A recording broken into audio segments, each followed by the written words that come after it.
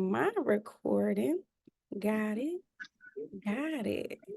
Record on this computer. Ashe.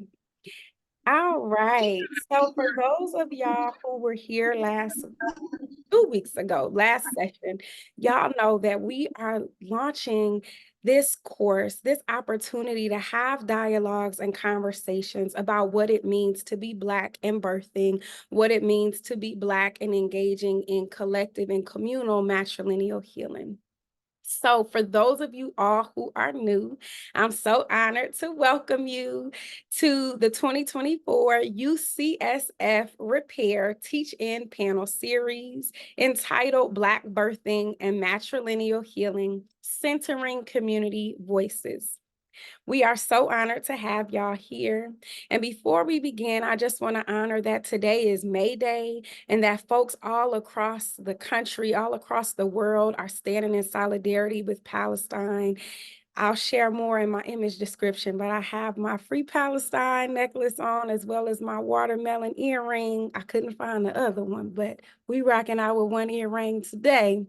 And shout out to Gen Z, shout out to Hermela, who was educating us on Gen Z protests 2 weeks ago. We see y'all, we appreciate y'all. So many Communiversity models courses, right? People's University courses, community courses happening in these encampments on college campuses across the country and across the world. So I want to honor today is May Day. Today, folks are using their bodies to protest and stand in solidarity. And I just want to take a moment of silence for us today to breathe into that honoring and solidarity as well. Ashe. So for those of you who don't know me, I am Dr. Ree. I'm a postdoctoral fellow at UCSF REPAIR and the instructor of this course.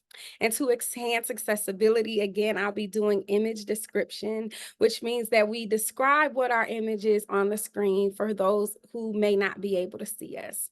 So again, I'm wearing my Free Palestine necklace. I got one watermelon earring and some small hoops alongside.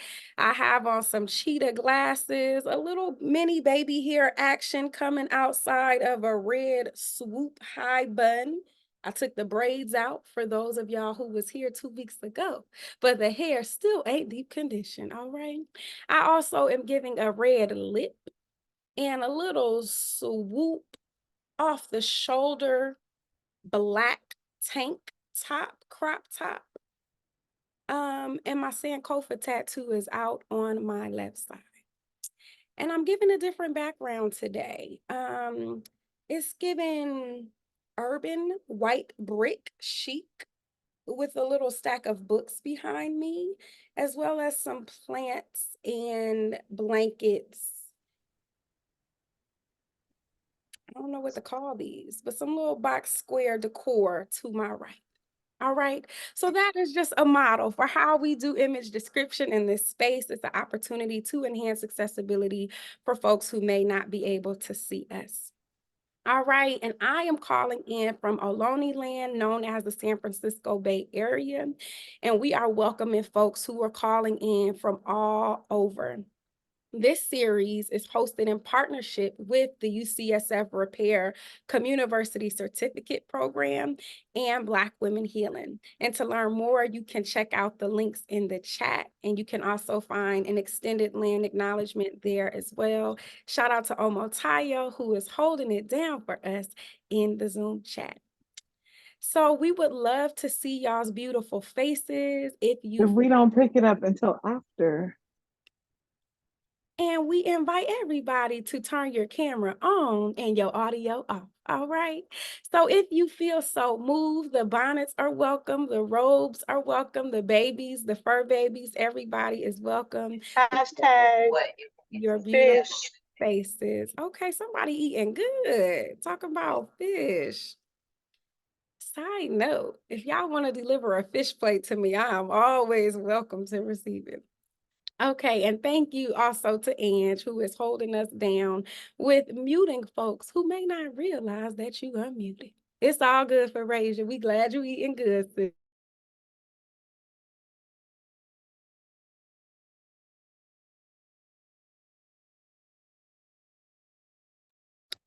Thank you, Boo. I'm excited to have y'all here for the second panel of our series, where we'll be talking about teen doulas, twerk church, and hood birth works. And before we begin, I just want to acknowledge that sometimes the topics that we cover here in this series can be heavy and they can be triggering. So we just encourage folks to take care of yourself, do what you need to be well, honor your needs, be gentle with yourself, and you don't need to apologize for stepping away or taking space as you need to process. All right. So, with that, it is my pleasure to introduce our wonderful panelists today. They will have full bios in the Zoom chat, but I'll share their abbreviated bios with y'all now. So, first, my good Spelman sister and soror, ooh, woo, Bria Bailey is a double mastered health equity researcher, community birth worker, and apprentice midwife with over 15 years of experience advocating for Black and Indigenous families in various health care settings. She is the mother of two, one of which we see on this Zoom screen. Hey, cutie. And a Memphis native and a Spelman alum. Welcome, sis. It's so good to see you. We also have Mahogany Couvson, who is a second year matriculating junior English major at Spelman College. It's giving heavy on the Spelman today, okay? We see you Spelman Knights in the building. She is a program innovation and education intern at Justice for Black Girls and the founder and editor-in-chief of Revolutionary Dreaming, a global literary zine for Black girls. She's also my mentee, who I'm honored to say I've been mentoring since she was 16 years old, and she is from Oakland, California, and I'm so glad to have you here with us. And I'm so proud of you. And finally, my homegirl, Brianna Breezy Powell, who is a mother, a doula, and the co-founder and instructor of Free the Cheeks Twerk Church dance class, which I have to say gets me right every time. I appreciate the sacred spiritual work that occurs in the Twerk Church dance class, which y'all will learn more about very soon. Free the Cheeks is a high energy twerk class designed to create a safe environment where women can support one another and are free from the social stigmas placed on twerking and our sexuality. So I'm excited to welcome Breezy. Her name on Zoom might be We Heal Different, which is also what Twerk Church and Free the Cheeks movement is known as. So we are so glad to have our panelists here with us today. And I want to just start by inviting y'all to share a little bit more about yourselves. If you can tell the folks who you are, a little bit more about what you do, and what being a birth worker means to you. And we can start with Breezy just because I'm so excited to see that cute little face. Hey, cute. Say Hey, hi. This is Miley Ray. See a big smile. Say hi, hey, cutie. Masita. This is my baby girl. She's a Scorpio with a Cancer moon and a Libra rising, so she's a charmer. Watch out. I'm Breezy. I'm an artist, a mother, a sister, dancer, birth worker. Okay, let's get you on the booth, baby. Now she looked at me, y'all. I'm like, okay, do you want to go on the booth or no? Birth worker and certified massage therapist.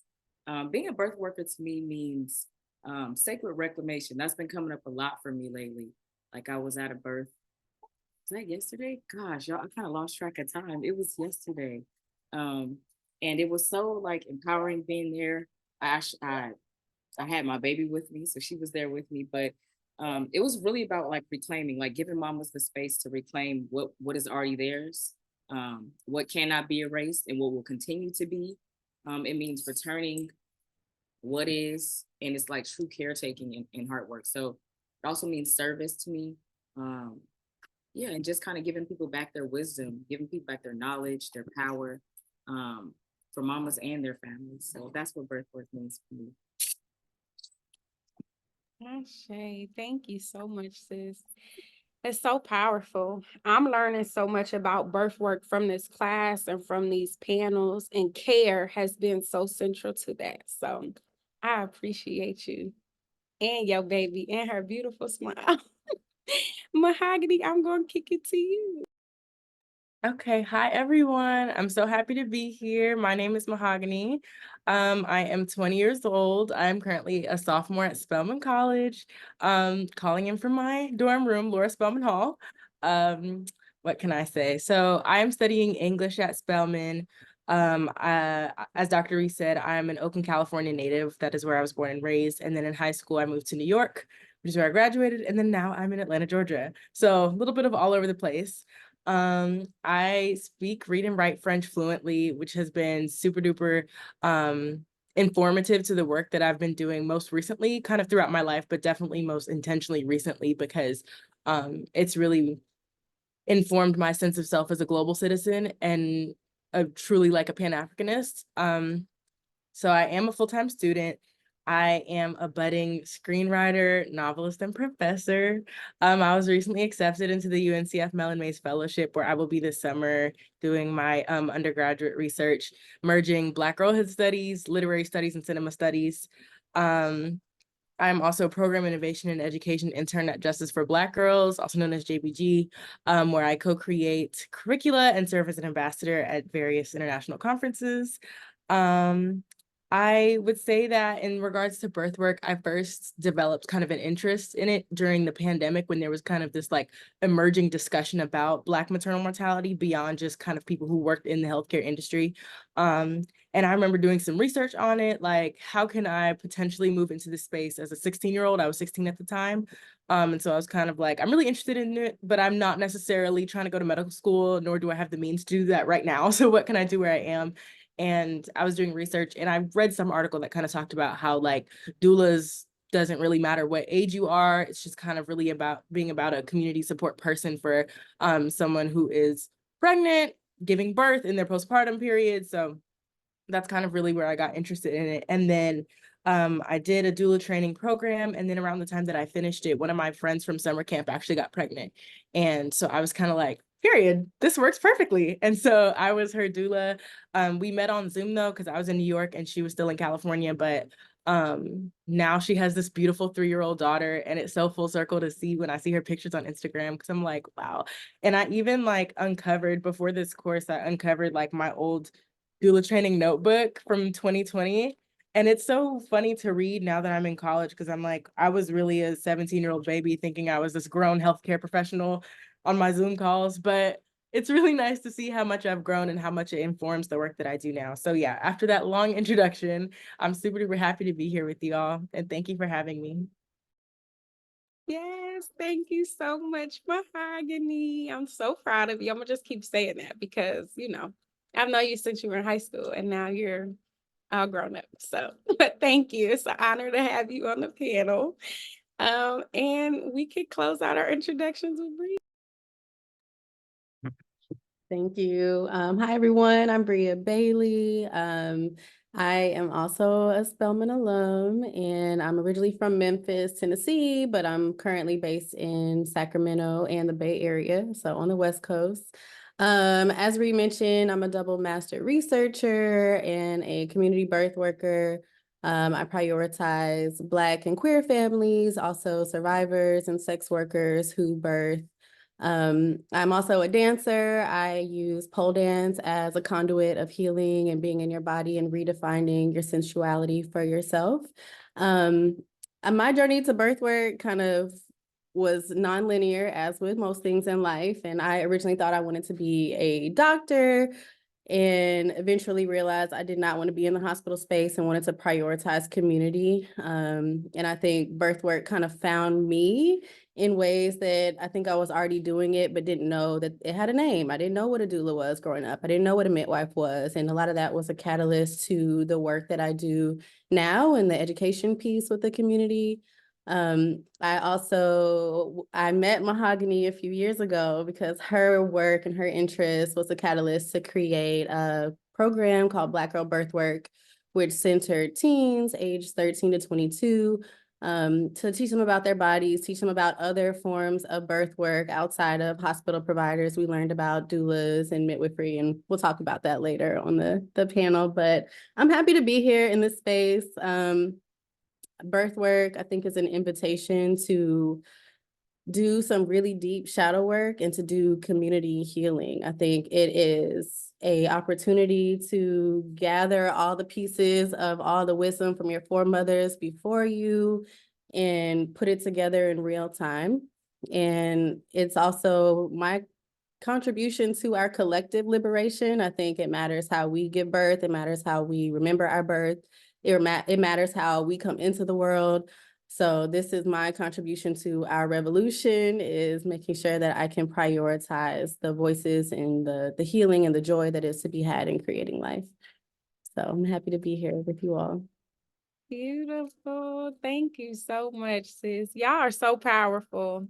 And I think I'm just thinking about our panel from 2 weeks ago and today, and just something that came up a lot was like honoring the generations, like these different generations of Black women and girls doing birth work. And so to kind of have this intergenerational panel, to have the babies on the screen, it's just really like a full circle honoring of really the matrilineal healing that we also are thinking about alongside Black birthing. So yes, thank y'all. So Bria and Breezy, I know that y'all both just recently gave birth, and I first want to say congratulations to y'all, Power Mamas. And I would love if y'all could share a little bit more about your birthing journeys. And I know that y'all have both talked a lot about birthing as a healing journey, as a journey for liberation. And I want to start with Breezy. If you could just share more about like how your birthing journey has kind of invited you into deeper healing and liberation, and also what it's like to be a doula giving birth.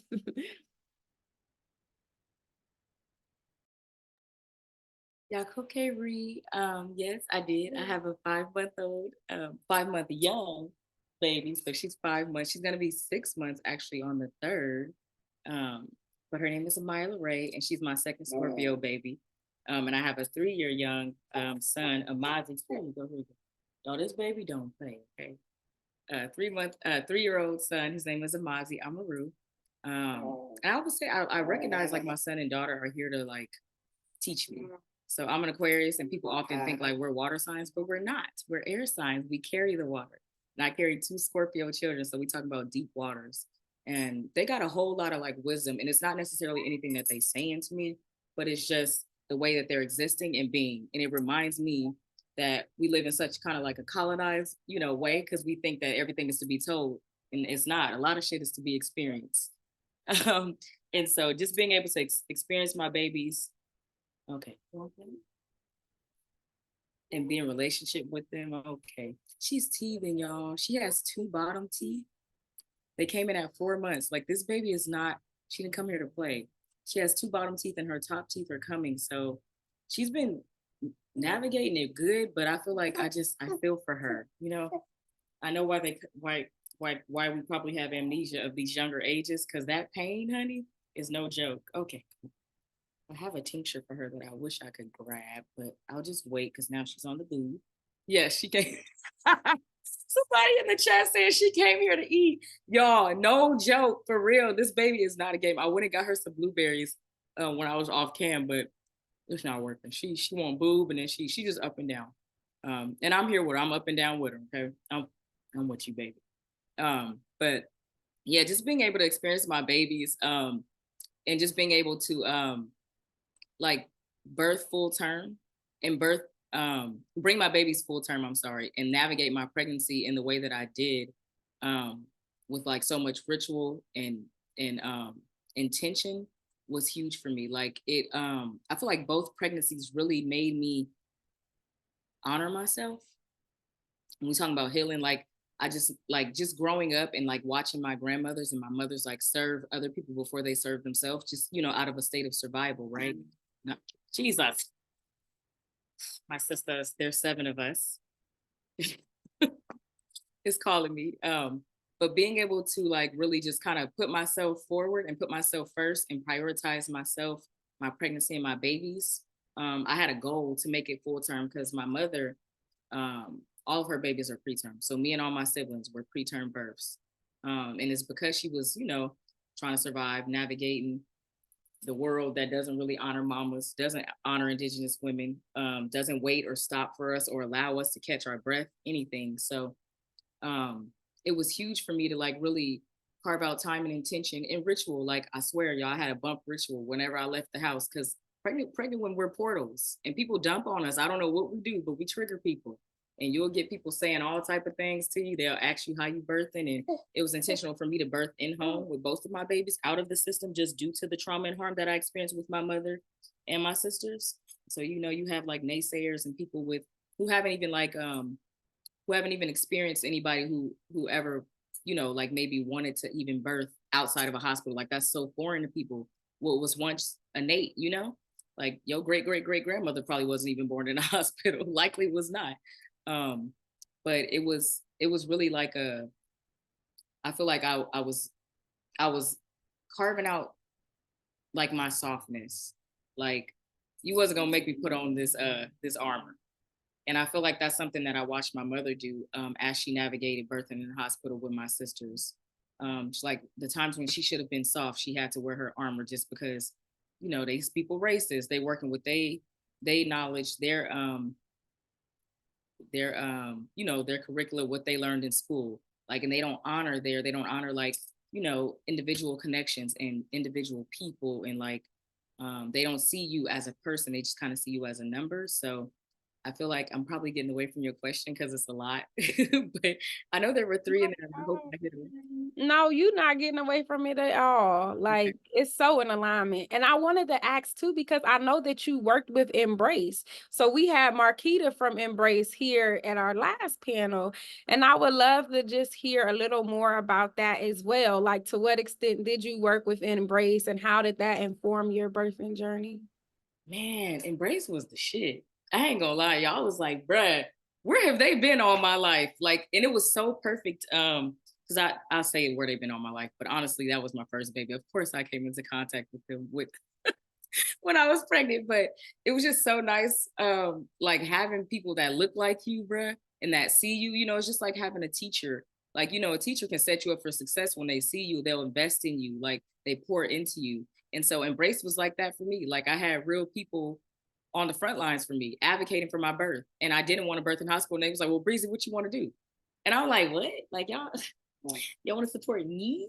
You know, it was foreign because I'm like, I don't want to go in the hospital to have my babies. And they was like, fine, it's good. How can we support you? And I told them, and they showed up for me and my man. So that was also huge for us because they also centered my he's not my husband yet, but I'm calling it in. They centered my husband. And it was beautiful because I feel like in birth work, so many times, like we kind of see like the impacts of like racism and like breaking families apart. And my man, like he was able to come into the space and have a say alongside me, you know, like his opinions, his feelings were centered and catered to. Like both of us as a whole, we were able to show up fully. And I think that was wonderful. It was awesome. He even had like an interview with them, like post Embrace.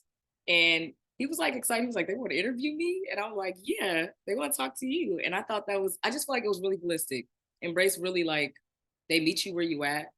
And they see you and they pour into you and they invest in you. And they definitely did that for me and my baby. And that was my pregnancy from 3 years ago. So this time I didn't have Embrace, but I wished I did. Thank you so much, sis. I really appreciate that. Because, yeah, so many folks were really inspired by what Marquita shared. So I was like, yeah, Breezy coming next time. So, and I love how you talked about your rituals too. And I'm hoping that like during our conversation, we can talk more about the sorts of like birthing rituals and practices that y'all have engaged as doulas and birthing folks. But Bria, I would love to come to you and hear more about your birthing journey, particularly as a queer Black mama, right? So many of our conversations about Black birth injustice have not, and particularly the Black maternal health crisis, right, have not always centered and honored queer experience, honored Black birthing folks who may not identify as maternal. So I just wonder, like, to what extent your birthing journey was informed by the sort of invisibilization of that. And I don't know if that was your experience, but I know I've heard from so many other queer Black mamas that that has been their experience. So yeah, I would just love to hear from you about that journey to whatever extent feels in alignment. Yeah, I love this question. Man, there's a lot there. So I'm a major planner. I'm a planner, and also being a birth worker, I think I had kind of a leg up with compared to other people who may be birthing or family planning for the first time. I intentionally surrounded myself by queer Black people or people who are aligned and people who weren't trying to gatekeep whether or not I deserve to also have a baby or whether or not I deserve to have the beautiful birth that I imagined. So a big part of that was me calling in my mentor and my home birth midwife, Rashad Tahani Lawler Queen, who just made me feel seen. And she really reinforced all the things that I wanted for myself and helped me be able to actualize and attain them. So for my journey, we used a donor. I'm in a same-sex couple. My partner, Brittany, she had our first daughter, Alea, who's 6. And then I had our youngest baby, Noah, who is 9 months. And I had this plan for like 2 years, y'all. So like plans really make me feel like I have some kind of control, even though control is an illusion. And that's definitely one of the things that I had to. It was a hard lesson in the birth because, again, control is an illusion and these babies gonna come however they want to. And it's cute that I thought that I could plan everything, but what really mattered is that I tailored the sophisticated layers of support that was gonna help me navigate and pivot when we needed to, wherever we were. So I also, as an apprentice midwife training to become a home birth midwife, I wanted and planned a home birth. That's not what happened. That's not how Noah wanted to be here. But it really just the dynamic aspect of having had a home birth midwife who was aligned with my identities and kind of didn't let me be pushed to the margins and always brought to the surface, like, there is joy here and you do have autonomy here. And whatever you want, if you can dream it, you can create it. And here's how we can make this happen. Now, I was also, I am still in midwifery school. So I was also attending births. And just to mention what Breezy said about like, yeah, those rituals and things are real. Because birth is already such a spiritual journey, and to be pregnant while supporting people through that journey, it was really hard. It was really hard. I was in Hawaii for my whole second trimester training with a Black midwife on Oahu, and eventually just had to leave because I felt that it was starting to kind of just like energetically, it was affecting me more. Like, I'm contracting when the mamas are contracting. I'm spotting when the babies are born. And it's just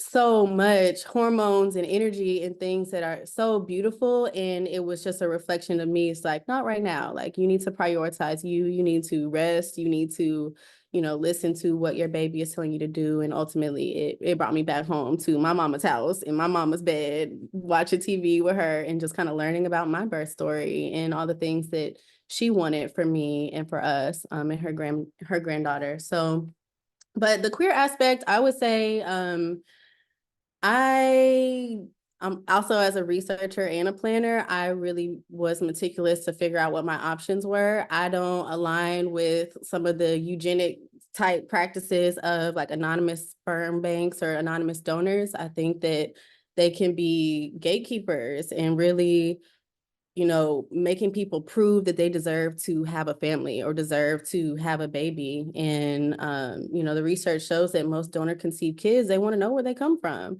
You know, they don't want to feel like they were bought and paid for. It doesn't have to be so, I guess, just clinical. So I made it a ceremony, and I made sure that I was aligned with our donor and that he was accessible and that he, you know, had a good relationship with his ancestors and he was on board with all of this. And I think, I don't want to say it was easy, but compared to other people in my community, I think we had so much alignment that it was just very obvious that Noah wanted to be here. She wanted to be here this way. I called in midwives who had worked with queer families and family planning, because it is different.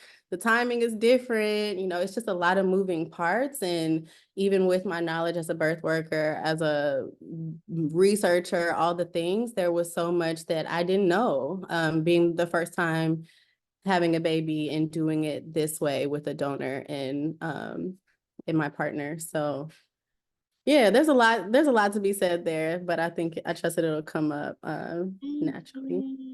Thank you so much, sis. I really appreciate that. And I think like just the way that you talk about intention, and that came up in our last panel too, just like around the intention and the planning and the like educating yourself, you know, because that was a question that I had, like what advice, you know, like what advice do folks have? And a big thing was like just doing a lot of research and planning ahead about like what do you want for yourself. And I hear you just honoring too, like what support team looks like for you.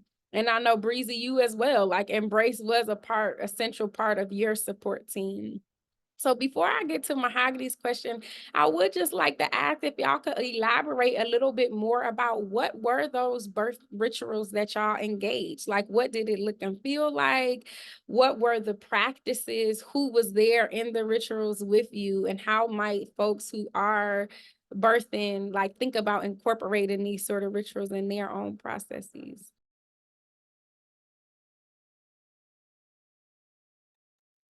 I think for me, sorry, Bria, was you gonna go? No, okay. You got it, all you. Okay. Thank you. For me, it was really intentional for me to birth in home, just again, just due to the trauma and the harm that I experienced with my mom birthing in hospitals and the constant C-sections and them telling her she couldn't do VBAC. It was really intentional for me to birth in home in water. I feel like just how I grew up being the second oldest and the second oldest girl. So you kind of like the second mom, you know.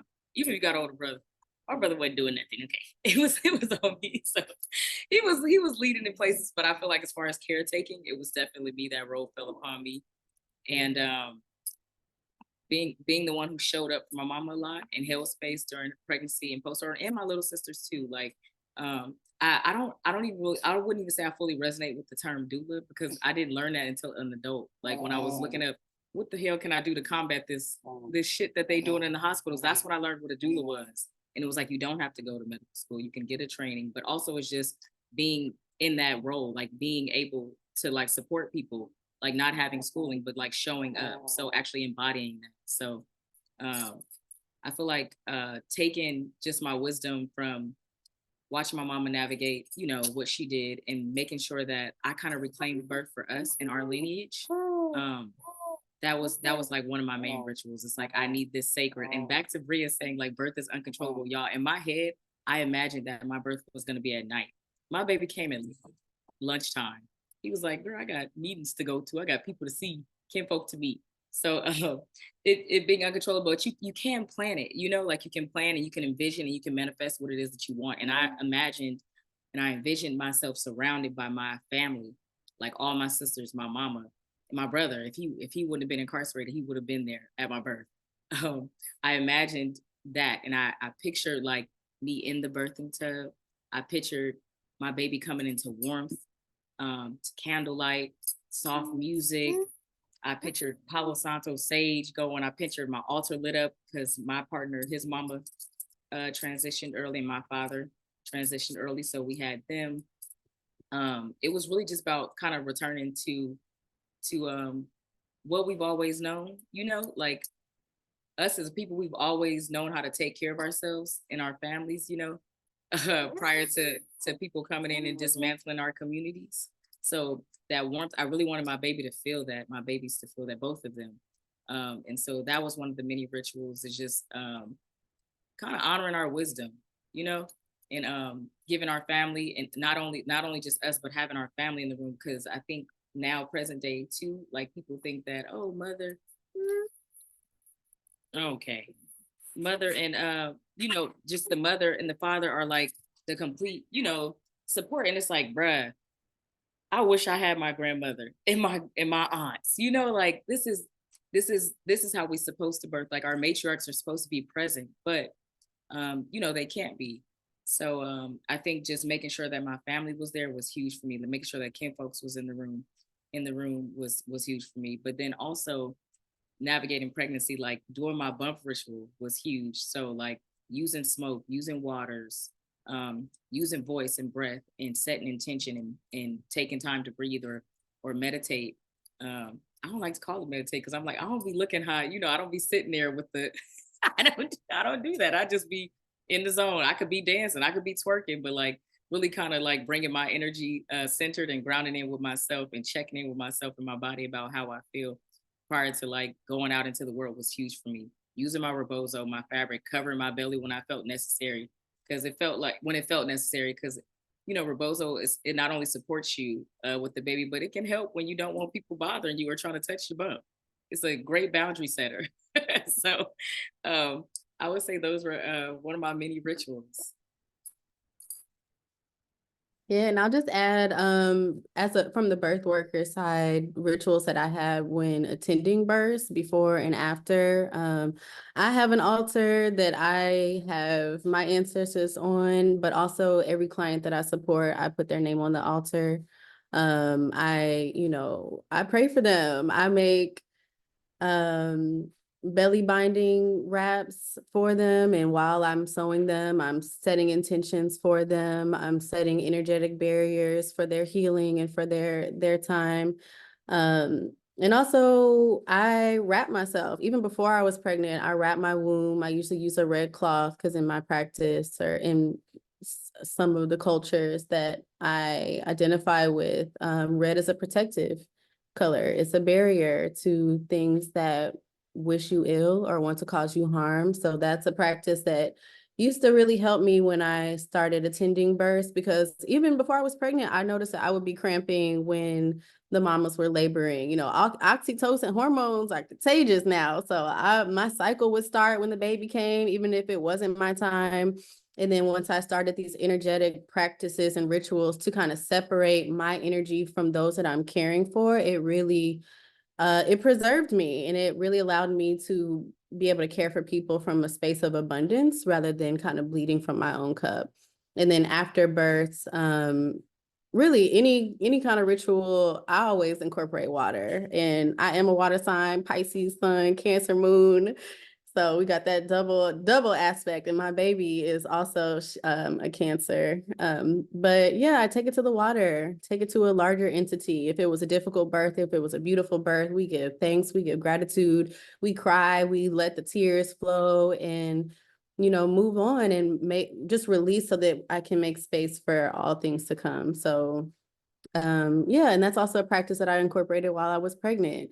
Was going to the beaches in Oahu. It was putting my feet in. It was submersing my belly in there. It was feeling my baby kick underwater and being in the sun and really being in nature. Like hug those trees. It's real. Take your socks off, touch the grass, feel the dirt. All those things can help you just connect more to source, which ultimately just enlightens and brings you closer to your higher self for you first, before you're supporting others, before you're giving life, or at the same time. So yeah, I'll share that. Ashe, thank y'all so much for that. And I know that, you know, y'all mentioned it before, Bria and Mahogany, that y'all have worked collectively on supporting teens around doulaship. And so I want to turn to Mahogany. If you could share, I know you started to share a little bit, but if you could share more about why you felt inspired to become a teen doula and why it felt important for Black teen girls to have Black teen doulas to like support them in birthing journeys. Yeah, absolutely. So I would start by saying that I began to feel really called to this work just because during the pandemic in particular, I was seeing so much death. We were all seeing so much death. And so I was kind of thinking about like, what are ways that we can, you know, engage in these ancestral rituals that prioritize life and that center life. And then again, my interest in becoming a doula was largely sort of like reflective on what I could do where I was as a 16-year-old going to high school in her bedroom. And so I was kind of like, okay, what are ways that I can get involved in this? And then even in that emerging discourse that was relatively new for a lot of community members who were not already working in healthcare, about like the discrepancies in Black maternal mortality, I was like, I don't see a word about, you know, Black girls. And I mean, that's kind of the norm anywhere you are. Black girls are kind of, you know, marginalized and removed from public discourse. But I was kind of thinking about where Black adolescent motherhood takes a place, because I mean, many of us know who are familiar with respectability politics that that's not something that is generally talked about or that people are proud of. There's tons and tons of stigmas and shame associated with Black adolescent motherhood. And so my first mindset was, that's really the last thing that Black adolescent mothers need, is the shame and, you know, demeaning attitudes and statistics. And so I wanted to kind of start to envision what systems of care would look like. And I was kind of, I mean, I've always had these conversations with my mom where I'll like talk about my little fantasies and my like Delulu hopes and dreams. And she'll just be like, there's no reason you have to wait until you have all your degrees to kind of move towards what you're interested in, what you're feeling called to. So I was kind of like, cool, well, I have nothing to do but go on Zoom school anyways. So this feels like the perfect time. And so that's kind of when I started getting involved with doula training in Brooklyn. It was obviously remote because it was in the fall of 2020, but I was the only 16-year-old on that Zoom call. Everybody else was like at least 30, because we did like a round of like ages for people who felt comfortable. Everybody else was at least 30. I was literally a junior in high school.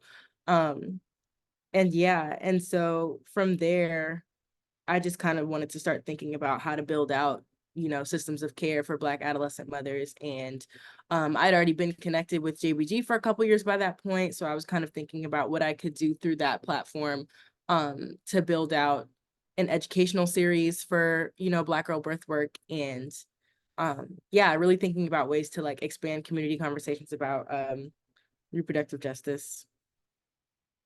Awesome. And you already started talking about this, but that was my next question for you and Bria. Like, so you had this vision, you were already working with Justice for Black Girls, which is a powerful collective. If we could get that in the chat, Mo, Justice for Black Girls, for folks who don't already know, doing amazing work around Black girlhood studies and justice.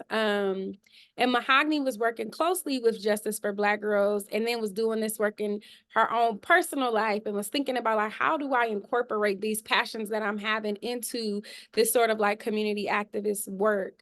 How did the Black Girl Birth Work project program come to be? And can y'all share with us a little more about what the journey was to creating it, and how was it implemented within Justice for Black Girls? Yeah, so I kind of came to Brianna Baker, who's the founder and executive director of Justice for Black Girls, and I was kind of talking to her about my different interests and ways to get JBG involved in entering the conversation of Black adolescent motherhood and like reproductive justice from that perspective. And I was kind of like, I'm not necessarily sure what tangibly to do with this, but I feel something here and I want to talk about it and I want to build something. And then naturally it kind of worked well with the Ambassadors Program, which is like a yearly cohort of middle and high school age Black girls from all over, where they convene about different social justice education curricula that the JBG team co-creates. And like now I'm in a place where my internship at GBG looks like creating those curricula for the ambassadors program. But at the time I was kind of like in this administrative segue between like kind of being an intern and kind of just sharing my ideas with GBG. And so, yeah. And so I was thinking about kind of like something that would be free and accessible to ambassadors. And then I can just add, so Brianna Baker, the founder of Justice for Black Girls, she is my soror, my line sister. So when Mahogany reached out, wanting to do more with this, that was kind of me answering the call. Like, okay, she wants this. This is needed. I have some knowledge, and I can support this. So just got to work and created a 5-week curriculum from scratch. And it was amazing. It was a beautiful space. It really made me feel like, yeah, these upcoming generations are solid, and how can I support them? And honestly, the former versions of myself that needed this information, that needed to know that there's more to birth work than being a doctor or being a labor and delivery nurse. It needed to know that there's a difference from birth control and fertility awareness. That needed to know that there is power in my womb, and it's not shame, and it's not, riddled with, anatomy that's named after white men who will never experience it. And it really was an opportunity for me to be an educator in ways that I don't think I would have ever been like that. So I just want to give props to Mahogany, just for creating the space, making the ask intention, and really carrying it forward. Because yeah, it was a beautiful cohort, and still in communication with a lot of those the students. And I think the first year we did run it for 2 years, and we had representation from every region across the country. And we even had people who lived in Canada, and I think someone from the UK who was interested. So the reach from that was really, really expansive. And seeing the work that the students are doing now, like people reaching out that they had their first births, and this is an 18-year-old, and it was her mom who she was supporting, and getting to heal and learn the stories within their own families first, before or at the same time as being with the community. And really just honing in that, like, yes, what Mahogany was saying, is not necessarily celebrated when younger people get pregnant or choose to have babies, but this was a space that we were going to celebrate that. And we were going to make sure that you knew that, there's still joy. There's always joy. There was always joy and healing. And that was really the center of the work that we did. That is so powerful and so inspiring. And I feel like so much of this conversation, we've been talking about mamas and daughters, right? And these relationships. And as y'all know, the course is called Black Birthing and Matrilineal Healing, and thinking about those two things together. So like Bria, when you talked about moving back in with your mama, like that has come up in our course a lot. A number of the folks in this class have talked about like, girl, I'm living back home with my mama, and just the healing of that, and taking this course while living back at home with our mamas. And it's just so many ways that Black birthing is deeply and intricately connected to matrilineal healing. And so, Breezy, I seen this Instagram clip of you dancing to "Oh My Mama." As y'all know, because of Breezy, that is now officially our class theme song. "Oh My Mama, on my hood, I look fly, I look good." Shout out to Victoria Monet.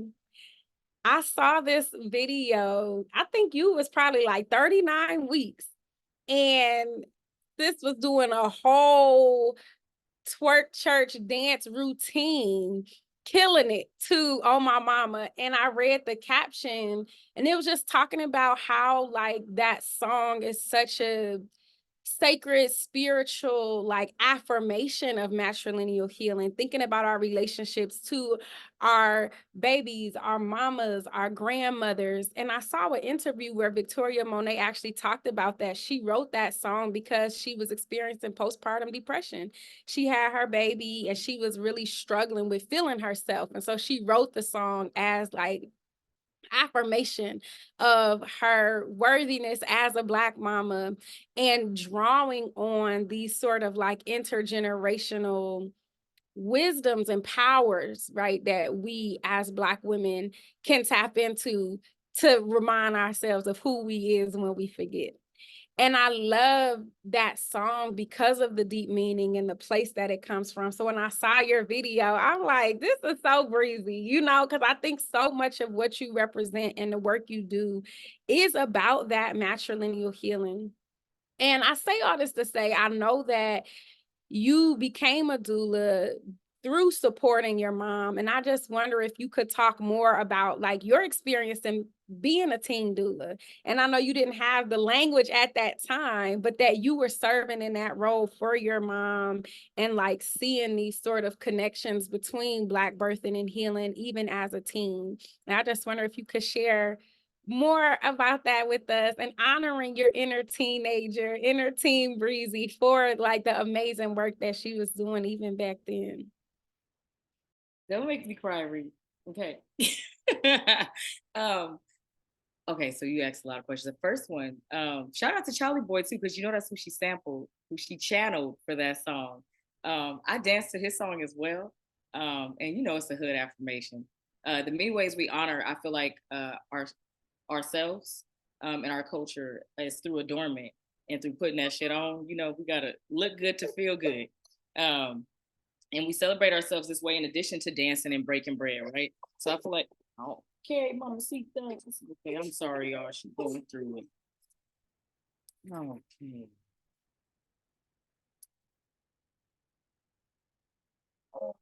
Okay, let's try the other one. Let's see if this works. Yeah, I'm sorry. Yeah, I'm sorry.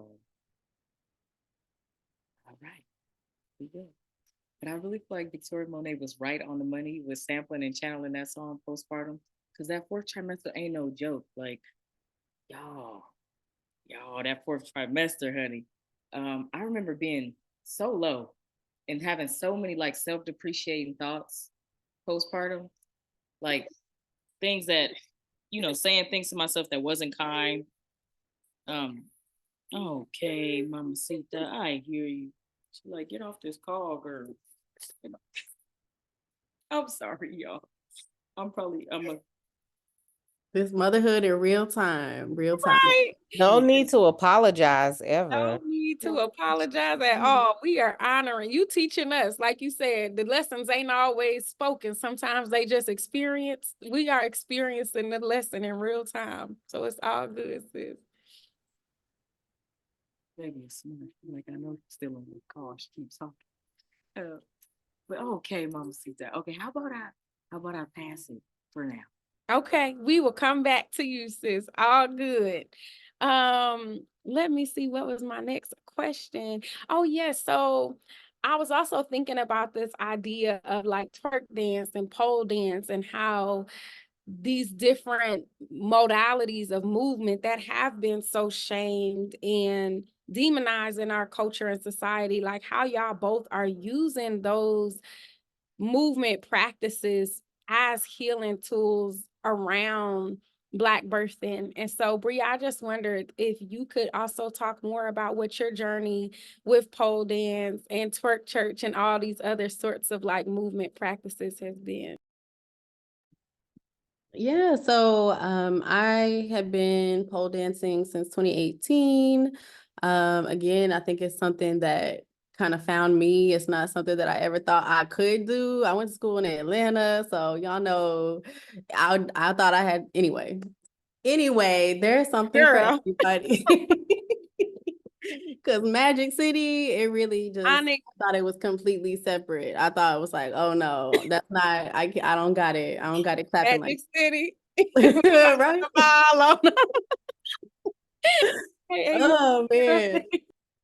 But there's a there was a studio in Oakland. I got invited to go to a class and fell in love with it. And I think at that time I was really going through it. I was going through a breakup. I was in a new city. I didn't know nobody. I was feeling a lot of shame and just heaviness in my body. And it was something about being in a Black-owned studio with a room full of mirrors and other Black people and just people who are encouraging, and being able to see myself in the strength and the beauty of like storytelling, but with my body.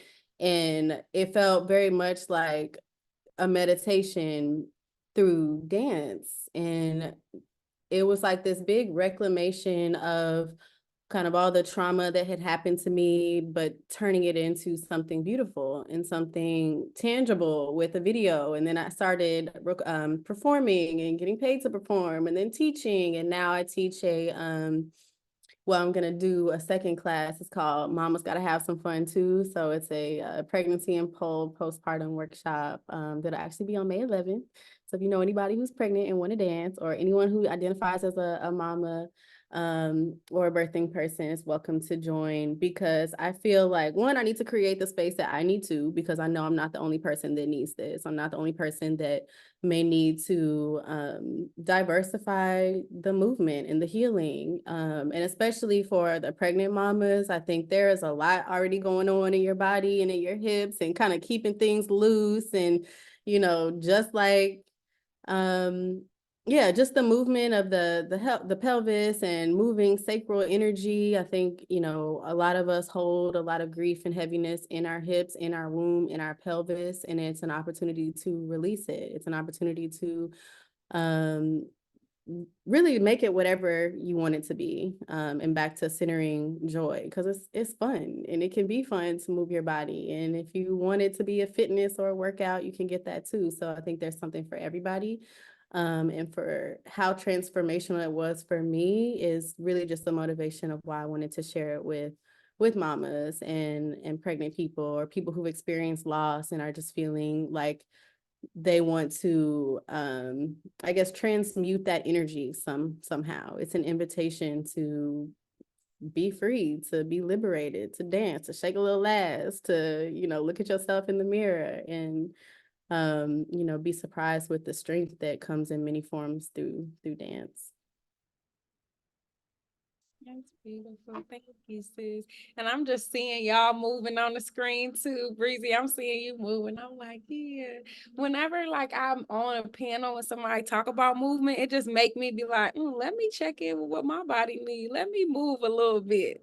So again, thank y'all for modeling that lesson. Breezy, I want to know, are you and the baby ready, or do y'all need a little more time? Let me know. We gonna work with y'all.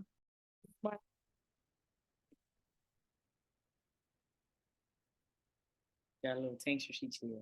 Okay. I think the first question is for Monet. Feel free to tap in, because I gave you about 5, and then the last one was about 6. So wherever your spirit is feeling led. Yes. Thank you for that, because I love the question that you talked with Bria Mahogany about in regards to like teen doulas. I have a 14-year-old sister and a 19-year-old sister, and a 25, but she ain't it. And a 30. I mean, it's a lot of us, but the younger ones, we deep. The younger ones were at my birth, and my 19-year-old sister, my 14-year-old sister has seen 2 in-home water births, and my 19-year-old sister has now seen 3 births total, because she was at the one that was yesterday. And I feel like it's so important for them to see this, to envision birth, to see vision, to see vision, Jesus, to see birthing, to see mama's birth. Jesus Christ, honey. My mouth is doing something that my head don't want to do. I don't know what's happening. That Pisces Mercury is getting it in right now.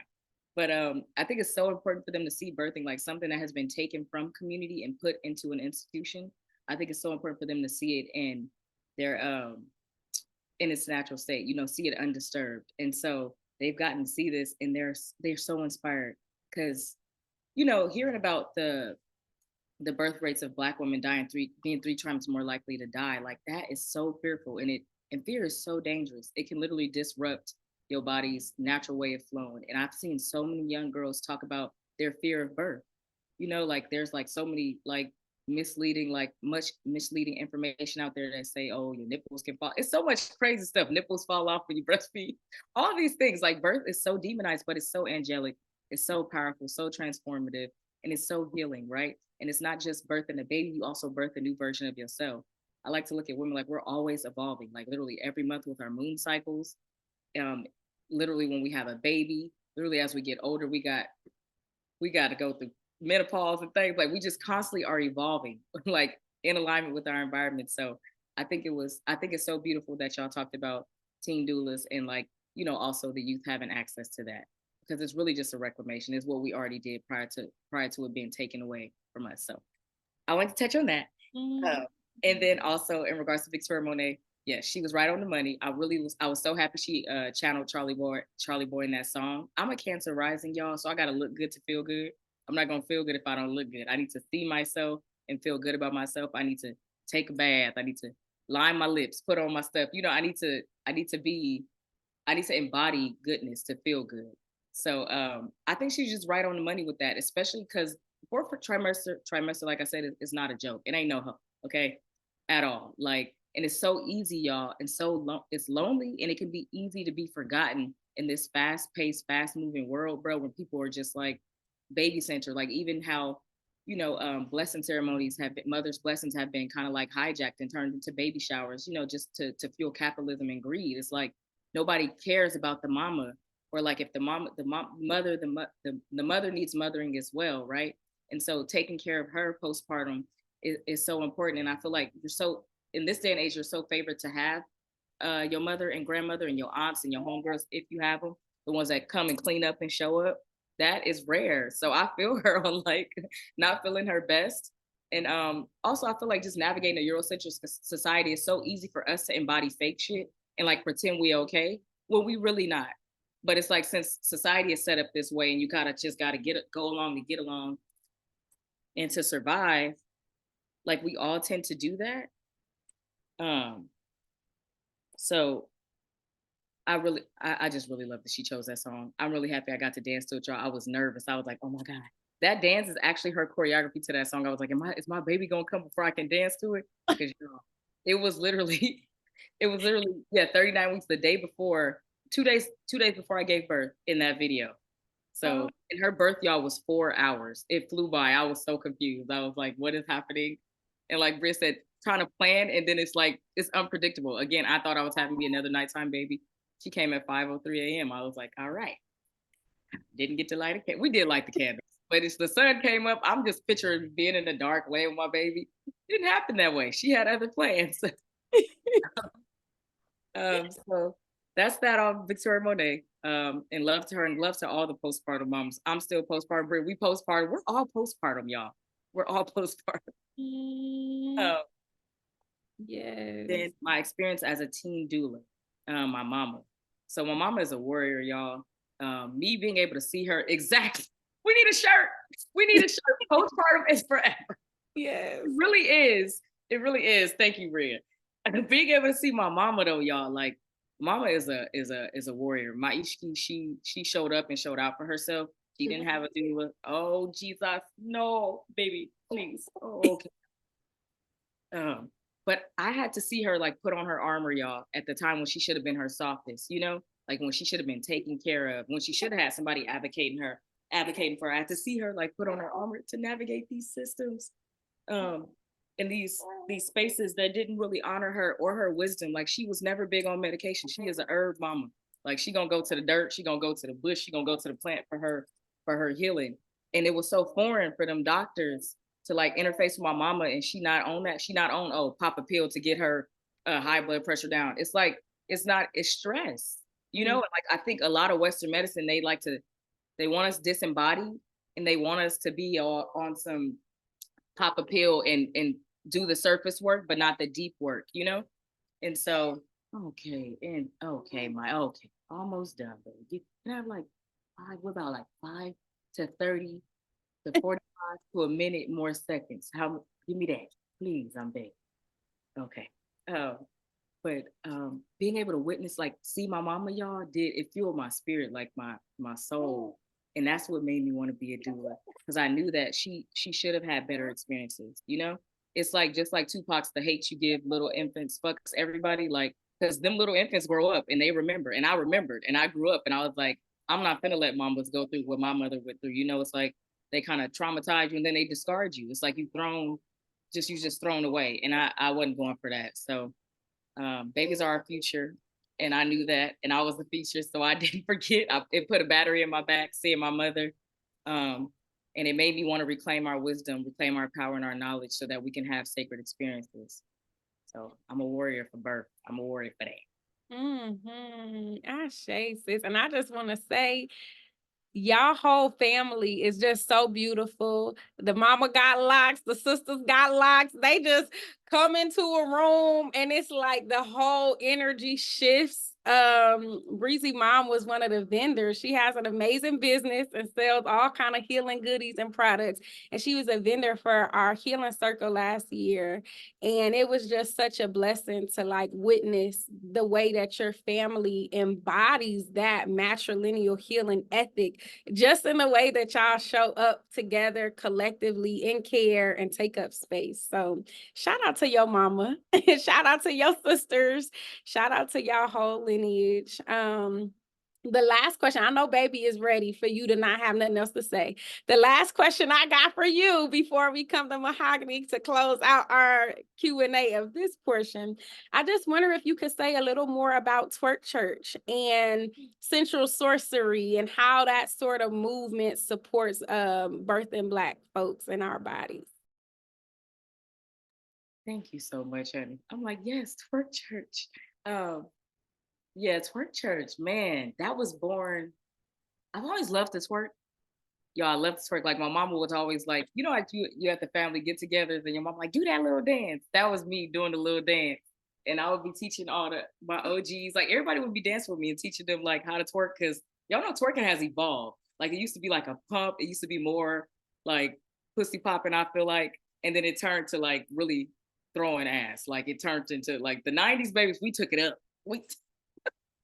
We took twerking to the next level. It's lit. I mean, it's been lit, but it just evolved. And so I was a little kid, like always twerking and showing my mama and her friends all the little moves. And man, I feel like that's exactly what it is. Like that freedom and that protection. Like it's a sacred space for real, y'all. Like it's intentional as hell. There's no class without sisterhood. I'm the oldest girl of two. How can I walk? And I'm a Cancer rising. I have to have some type of communion going on. Like we not finna shake no ass or pop no pussy without you saying, what's your name, what's your sign, and how the fuck are you feeling? Like I feel like it's so violent to get people in the class and be like, now do this or do that. And it's like that's not what the class is about. It's about embodiment for you, where you are in your body and what you need. And that's literally what the space is for. Like I remember this past, she bit my titty. I remember this past a couple classes ago, we just got like in frog position, like everybody elbows to the ground, like the inside, not the knees, the inside of the knees to the floor. Like let that kiss the floor and really open up those hips. And we all just breathed and everybody did what they needed. Like if you wanted to pop, you could. If you wanted to just sit there, you could. If you wanted to shake, you could. If you wanted to roll, it was whatever you needed in that moment. And so Twerk Church, sensual sorcery, everything we do at We Heal Different is literally just bringing you back to self, giving you that space to feel safe enough, giving you the tools, giving you the sisterhood and the support to come back to self. Please don't bite my titty, Amaya. Jesus Christ. All right, she gotta go. Girl, Jesus. Heathen ain't no joke, honey. So look, it's not a game, y'all. It's not a game. And these Scorpio kids, they make you pay, honey. She like, I told you I didn't want to be here no more. I told you no more. So thank you, sis. We will let you and the baby have y'all time. But I appreciate you. And I will just say, I write about Twerk Church in my dissertation and the book I'm writing now. I'm writing about Twerk Church. It has been so transformative for me. When I first heard about the class, I was like, ooh, I don't know. I mean, I could shake one cheek, but the other cheek don't be shaking at the same time. I was a little nervous. You know, I didn't want to be judged. But Twerk Church was such a safe environment for everybody, no matter how much you know how to dance or don't. It's like the affirmation that like we could all dance, we could all move our body to whatever extent feels good for us. And like it's a safe space to explore that.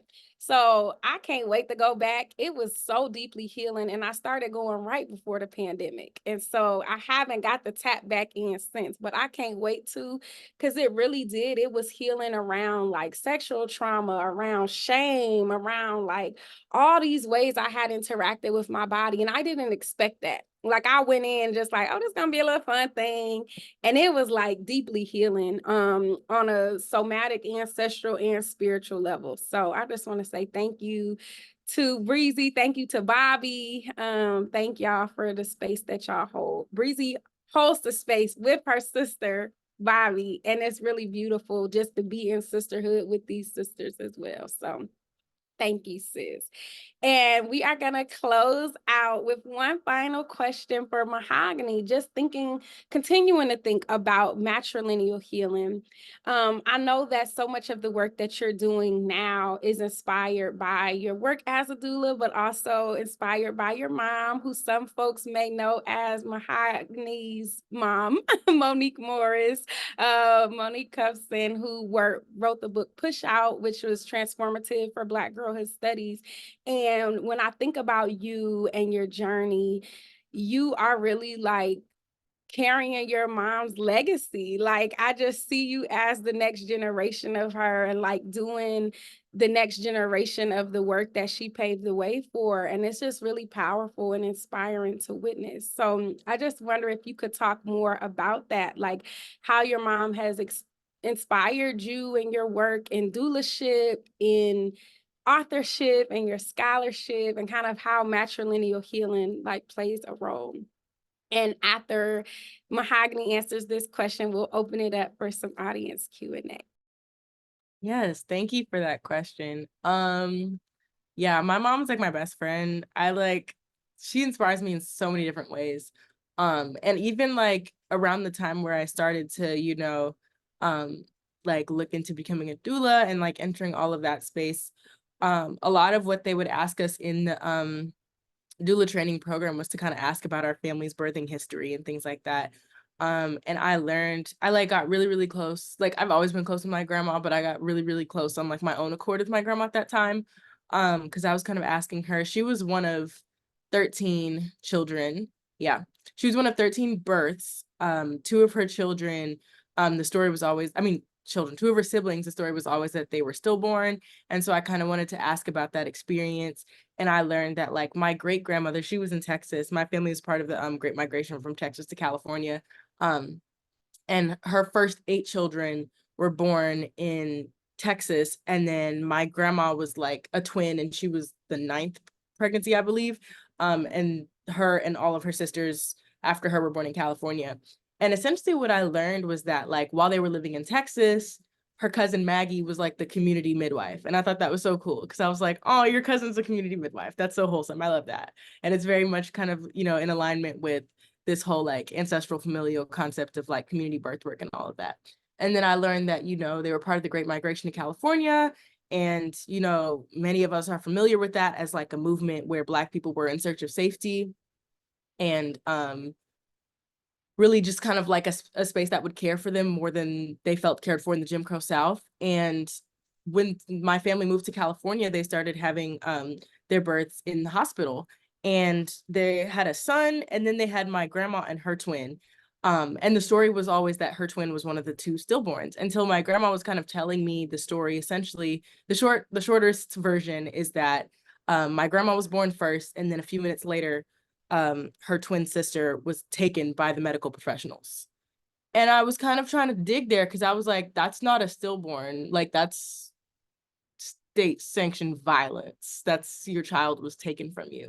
And I was kind of talking to my grandma about it. And I was basically like, she hadn't understood it that way because her whole life it was just kind of like, oh, my twin sister didn't survive. And like, that was the language that she was given. And then I was kind of like, that's an enormous trauma. And she was like, well, yeah, my mom didn't really want to talk about it because it was so traumatic. And there wasn't necessarily the language to talk about state-sanctioned violence, reproductive justice. Like that was not around in, the early 50s in California. And so that even really, really began to spark my kind of like understanding of like being in a lineage and how like my mom framed it as like me being the granddaughter of this twin who survived. And I thought that that was really beautiful, but also really sad, because I was like, that's not a stillborn. That was not a natural birth. That was state sanctioned murder. That was state sanctioned racism. And so that definitely like informed my understanding of like maternity and legacy.